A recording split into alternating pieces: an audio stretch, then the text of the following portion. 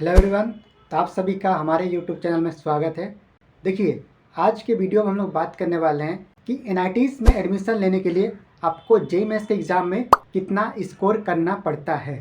अगर आप लोग अनरिजर्व यानी जनरल कैंडिडेट है, एससी कैंडिडेट है, एसटी कैंडिडेट है, ओबीसी है या फिर ईडब्ल्यूएस कैंडिडेट है, सभी का कैटेगरी वाइज बात करने वाले हैं कि आपको एनआईटी में या फिर ट्रिपल आईटी में टॉप के ब्रांच में या फिर कोई अदर ब्रांच में आपको एडमिशन लेने के लिए कितना स्कोर करना पड़ेगा, यानी आपके लिए कैटेगरी वाइज सेफ स्कोर क्या है। ठीक है, तो चलिए वीडियो को शुरू करते हैं और शुरुआत करते हैं यूआर कैंडिडेट से।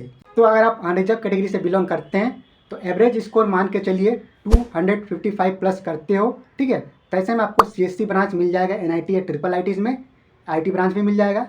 वहीं पे अगर आप लोग 245 मान के चलो इससे प्लस स्कोर करते हो तो ऐसे में आपको सीएससी आईटी ब्रांच नहीं मिल पाएगा, कोई अदर ब्रांच में सीट मिल जाएगा। ओके, देन हम लोग बात करते हैं ईडब्ल्यूएस कैंडिडेट वाले स्टूडेंट लोग का। ठीक है, तो अगर आप लोग ईडब्ल्यूएस कैटेगरी से बिलोंग करते हो तो ऐसे में आपको 250 प्लस स्कोर करना पड़ता है और इसमें आपका 96 परसेंटाइल के आसपास परसेंटाइल बनता है। और इस रैंक पे, इस परसेंटाइल में आपको एनआईटी में और ट्रिपल आईटी में सीएससी ब्रांच आराम से मिल जाता है। देन अगर अदर ब्रांच की बात करें, ठीक है, यानी आपको सिर्फ सीट से मतलब है, तो ऐसे में आपको 240 प्लस स्कोर करना पड़ेगा। इसमें आपको 95 परसेंटाइल के आसपास परसेंटाइल बनता है। ठीक है, इस रैंक पे या फिर इस परसेंटाइल पे आपको कोई सीट मतलब अदर ब्रांच में मिल जाता है, बट आपको सीएससी आईटी जैसे टॉप ब्रांच नहीं मिल पाता है। उसके लिए आपको 250 प्लस स्कोर करना पड़ता है। ठीक है, ओबीसी कैंडिडेट का भी इसी के आसपास कुछ होता है।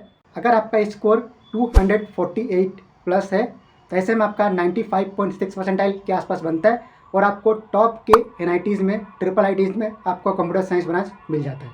ठीक है, वहीं पे अगर अदर ब्रांच की बात करें तो अगर आप लोग 235 स्कोर करते हो और ओबीसी कैंडिडेट हो तो ऐसे में आपको कोई ना कोई ट्रिपल आईटी या फिर एनआईटी में सीट मिल जाता है, लेकिन सीएससी आईटी ब्रांच आपको नहीं मिल पाता है। ओके, चलिए आगे बढ़ते हैं और बात करते हैं ST candidate and ST candidate के सेफ रैंक के बारे में। ठीक है, तो अगर आप लोग एसटी कैंडिडेट हो और 240 प्लस आप लोग स्कोर करते हो तो ऐसे में आपका 95 परसेंटाइल के आसपास बनता है। इतने स्कोर में आपको सीएससी आईटी जैसे ब्रांच जो है टॉप के एनआईटी में, ट्रिपल आईटी में भी आराम से मिल जाता है। ठीक है, वहीं पे आपका सेफ स्कोर, यानी आप चाहते हो कि मुझे सीट मिले तो आपको 225 प्लस स्कोर करना पड़ता है।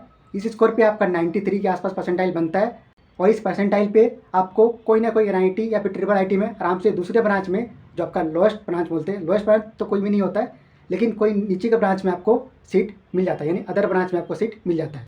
देन अगर आप लोग एसटी कैंडिडेट से बिलोंग करते हो तो आपको टॉप के एनआईटीज़ में या फिर ट्रिपल आईटीज़ में computer science and IT branch के लिए 235 प्लस स्कोर करना पड़ता है। इसमें परसेंटाइल की बात करें तो 95.5 परसेंटाइल के आसपास बनता है। इतने परसेंटाइल में आपको सीएससी आईटी टॉप के एनआईटी में, ट्रिपल आईटी में आराम से मिल जाएगा। ठीक है, वहीं पे आप चाहते हो कि मुझे सीट मिले, सीएससी आईटी ब्रांच नहीं भी तो चलेगा, तो ऐसे में आपको 210 प्लस स्कोर करना पड़ता है और इसमें आपका 90 के आसपास परसेंटाइल बनता है। और इस परसेंटाइल में अगर आप लोग एसटी कैंडिडेट हैं तो आपको आराम से कोई ना कोई एनआईटीज़ में या फिर ट्रिपल आईटी में सीट मिल जाता है। ठीक है, अब यहाँ पे एक चीज़ और मैं आपको बताना चाहूँगा इम्पॉर्टेंट, कि जो स्टूडेंट होम स्टेट कोटा से बिलोंग करते हैं, होम स्टेट कोटा का मतलब होता है कि आप लोग जिस स्टेट में रहते हैं उसी स्टेट में कोई एनआईटी या फिर ट्रिपल आईटी है, तो ऐसे में आपको थोड़ा सा कम परसेंटाइल में भी उस ट्रिपल आईटी या फिर एनआईटी में जो आपके स्टेट में है आपको एडमिशन कई बार मिल जाता है। इसी को बोलते हैं स्टेट कोटा। ठीक है, इसमें क्या होता है कि अगर आपका परसेंटाइल 1-2 परसेंटाइल कम है, ठीक है, अगर आपका 10-20 मार्क्स कम है, तब भी आपको उस स्टेट में, यानी जो आपका डोमिसाइल स्टेट है, जिस स्टेट से आप लोग बिलोंग करते हो, अगर उसमें कोई एनआईटी है तो वहाँ आपको आराम से एडमिशन मिल जाएगा। ठीक है, तो कई बार क्या होता है कि थोड़ा कम रैंक, कम परसेंटाइल में भी आपको कॉलेज या फिर एनआईटी, ट्रिपल आईटी मिल जाता है।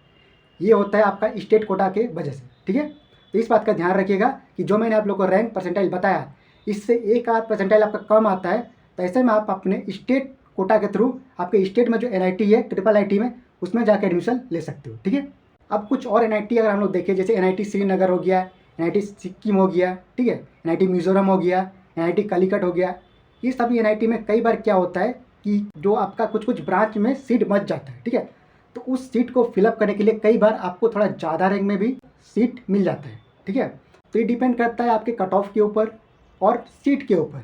ठीक है, तो कई बार ये जो रैंक है और ये जो परसेंटाइल है थोड़ा बहुत ऊपर नीचे होता है। ओके, बट ज़्यादा ऊपर नीचे नहीं होता है, एक आधी ऊपर नीचे होता है, और ये हर साल नहीं होता है, कभी कभार होता है। इस बात का आप लोग ध्यान रखिएगा।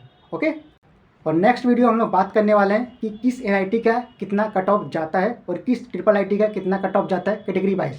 तो चलिए नेक्स्ट वीडियो में मिलते हैं। वीडियो को पूरा देखने के लिए थैंक यू सो मच।